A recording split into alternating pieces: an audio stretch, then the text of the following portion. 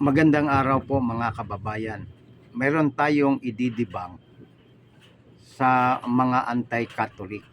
Ang sabi nila, ang hindi daw pag-aasawa ng pari, doktrina ng demonyo. Ginamit nila ang 1 Timoteo 4:1 hanggang 3 na sinabi ni San Pablo, mga aral ng demonyo ay hindi pag-aasawa. Kanilang i-connect na ang paring Katoliko hindi nag-aasawa sa makatuwid, ergo, sabi nila, sa demonyo. Yan po ang ating ididebunk mga kababayan. Unang-una, sa Katoliko po ay may sacrament of marriage. Ibig sabihin, mayroon tayong doktrina na mag-asawa ang lalaki at babae. Hindi ho tayo anti-marriage. Ang binanggit po sa 1 Timoteo 4:1 hanggang 3 ay anti-marriage po sila. Anti-marriage. Ngayon, dadako tayo sa Biblia bago tayo sa history. Alam nyo po, kung susundan natin ang kanilang argumento na ang hindi daw pag-aasawa ay sa demonyo, lalabas ngayon nagturo ang Diyos ng kademonyohan. Bakit? Kung babasahin nyo po ang Jeremiah chapter 16 verse 1 to 2, sinabi ng Diyos kay Prophet Jeremiah, huwag kang mag-aasawa sa puok na ito. Nang diniklarar ng Diyos na hindi siya paasawahin, sa demonyo ba ang Diyos? Hindi. Yan po ay katuruan ng Diyos sa Biblia sapagkat mayroon siyang mga purpose. Pangalawa, sa 1 Corinto 7:8 hanggang 9, sabi ni San Pablo sa mga bao at mga hindi nag-asawa, sabi niya, mas mabuti nang kayo'y magsilbi sa Diyos na kagaya sa akin. Ano ba si San Pablo? Hindi nag-asawa. Tanong, kung ang pag-aasawa o hindi pag-aasawa ay sa demonyong doktrina, si San Pablo ba ay sa demonyo sapagkat hindi siya nag-aasawa?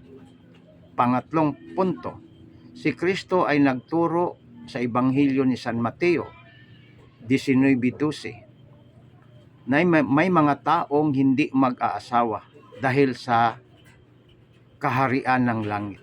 Sinong mang makatanggap nito ay patanggapin.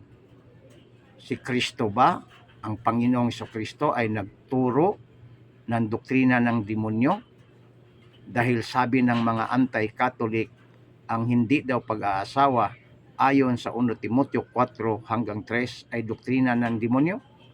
Sa makatuwid, para sa kanila si Kristo nagturo ng demonyo, kademonyohan, sapagkat si Kristo din ang may sabi, ang hindi mag-aasawa dahil sa kaharian ng langit patanggapin.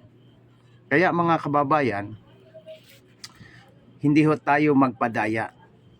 Babasahin ko po ang isang librong Katoliko na ang pamagat ay The Faith of Our Fathers na sinulat ni Cardinal Gibbons. Ano po ang sinabi dito? Para ma-debunk natin itong sinasabi nilang ang hindi daw pag-aasawa ng pari ay sa demonyo. Ginamit ang 1 Timoteo 4 hanggang 3. Sabi dito sa page 329 mga kababayan, sabi dito, in the primitive days of the church, meaning nung panahon ng ancient o lumang simbahan o noong panahon ng mga lumang simbahan, owing to the scarcity of vocation among the unmarried, married men were admitted to sacred orders, but they were enjoined, as we learn from various canons, to live separated from their wives after their ordination. Itinatanggap pala ng simbahan mula pa ng una nung panahon sa mga early Christians, ang mga may asawa na gustong magpari.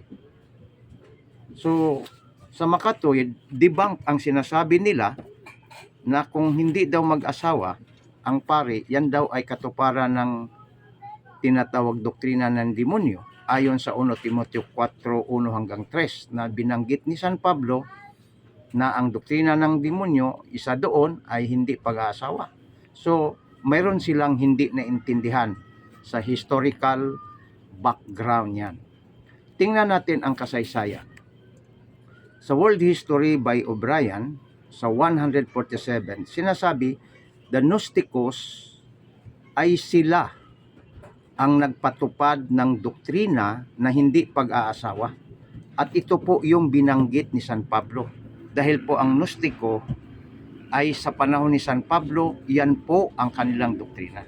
Kaya hindi ang Katoliko ang pinupuntaryan ni San Pablo o katuparan. Yan po ay paninira lamang at dinidibang po natin ngayon.